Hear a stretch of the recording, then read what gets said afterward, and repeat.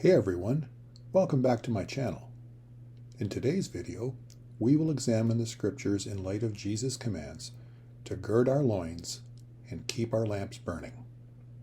Jesus' followers, the church, have always been persecuted for his name's sake, just as he said. Persecution from the world is going to intensify as the last days approach. What can the scriptures teach and encourage us to do to prepare ourselves? No doubt that as his coming approaches, the birth pains will increase in frequency and intensity, just like natural childbirth.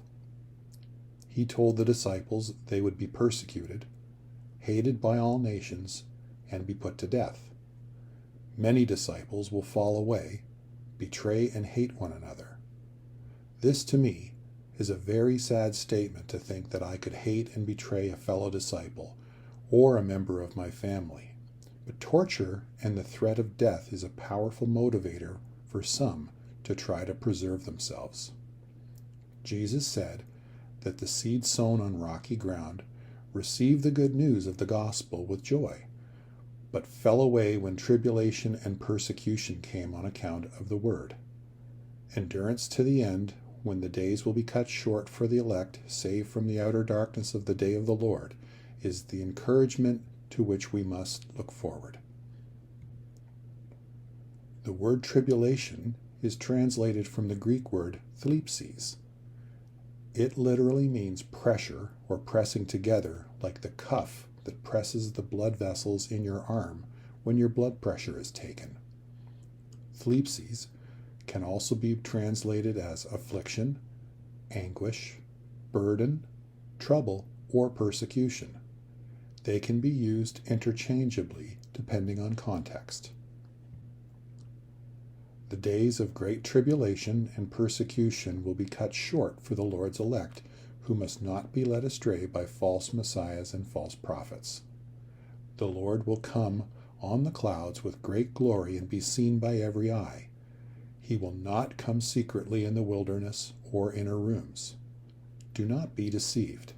His coming, when he gathers his elect to himself in the air, will occur immediately after the thlipsis of those days.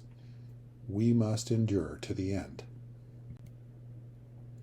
The fifth seal of the book of Revelation describes the persecution of the fellow servants and martyrs who will be killed during the days of mega thlipsis.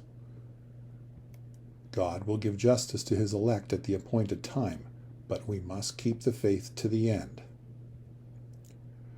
Note the Apostle John was a partner in the thlipsis and encouraged the endurance of the saints. Stay dressed for action is translated in the ESV from pernazonamai and is rendered in the older Bible translations as let your loins be girded. This was a practice of those who wore long robes, preparing themselves to work or to fight. The robes were gathered together and cinched up into a belt, allowing the legs freedom of movement for those activities.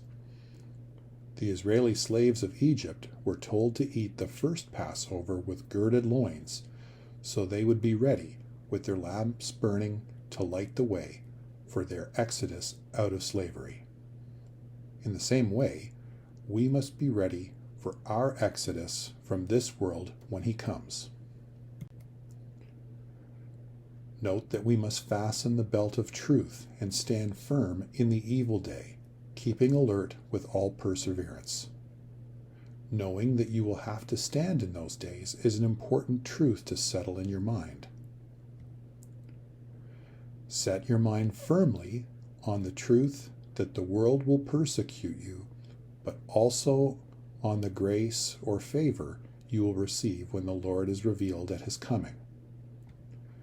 We must endure the agony of running the marathon in order to finish the race and win the prize we have trained for that he will give us, that is, our salvation.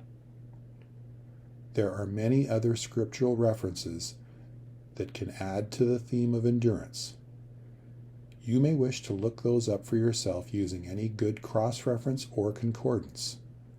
I pray that this study is a blessing to you and that you will keep the faith to the end. Do not be deceived by false teaching that says there is an easy way out. See you at the end of the race. Thanks for watching.